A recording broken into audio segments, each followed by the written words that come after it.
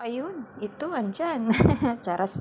Meron tayong lulutuin ngayon. Bagong recipe para sa akin. At para sa iba, hindi.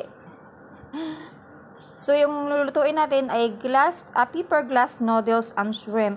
So, yung shrimp natin, ginawa nating butterfly. Kinat natin dito sa likod. Yan. Para mamaya, parang butterfly daw siya. Yan. Tapos, meron tayong coriander. Meron tayong bawang, sibuyas, luya, at saka may Chinese onion. Tapos yung ating noodles, so tanghunto, nilagay ko na siya, binabad ko na siya sa mainit na tubig para mamaya bonggisios na siya.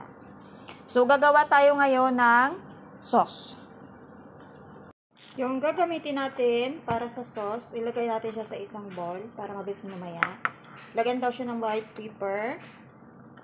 Meron tayong peppercorn, soy sauce, fish sauce. Meron tayong asukal at saka asin. So, lalagyan natin siya ng kaunting sugar. Kaunti lang talaga, promise. Kaunting asin. Asin, kaunti lang.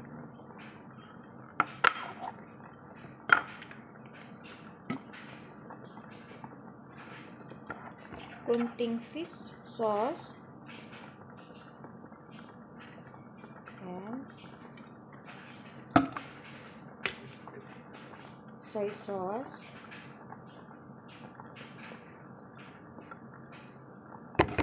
Pero depende po ito kung gaano karami yung lutuan nyo. Pepper, white pepper, at saka itong black pepper.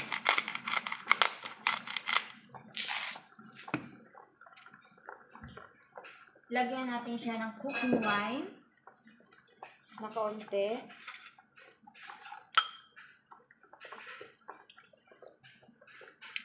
At saka haluin. Tapos isit aside lang natin para mamaya.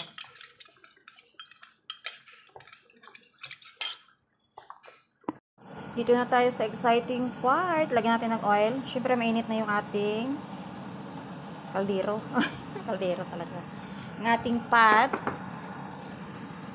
Lagyan natin siya ng ginger, luya.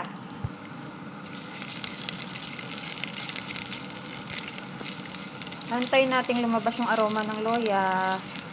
Yan. Pwede na yan. Tapos, light prituhin natin ng bahagya yung ating hipon. Napakadami naman kasi itong hipon.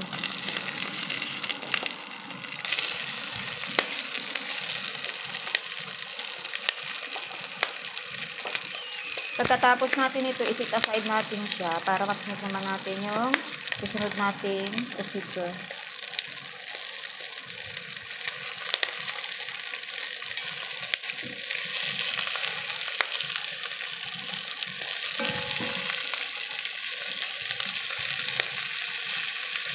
Okay na. So, isit aside natin.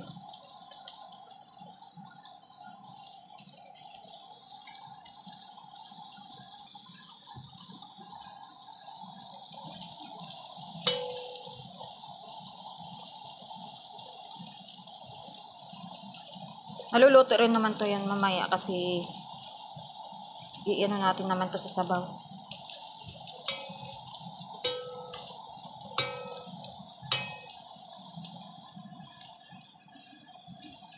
Nasa last procedure na tayo mga bebang.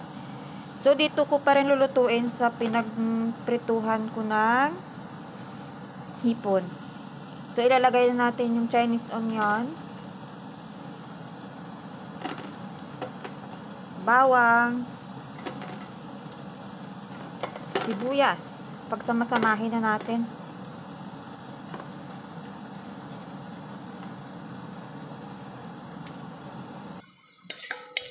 So, gigisa lang natin yung ating sibuyas, luya at saka bawang.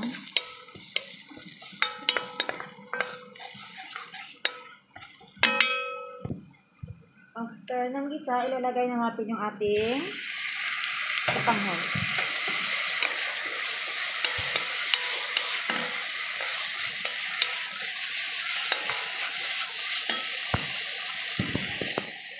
Tapos, isusunod natin yung ating sauce kanina na ginawa.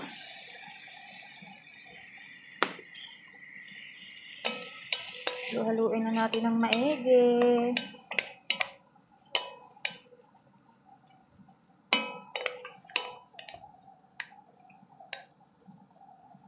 And then, gagamit tayo ng chicken broth. Ito yung ginamit ko. Binuksan ko na siya para mabilis. Nilagay ko sa isang bowl. Tapos, dinagdagan ko ng tubig para mapuno. So, isang bowl lang siya. So, papakuluan ko natin siya hanggang maging crystallize yung ating sotanghon. So, babalikan natin yan mamaya. Tignan natin yung shrimp.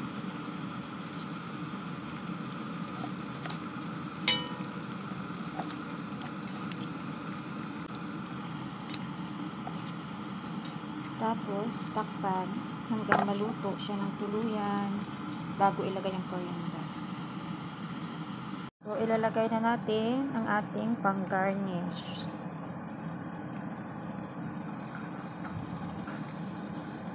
Ayan.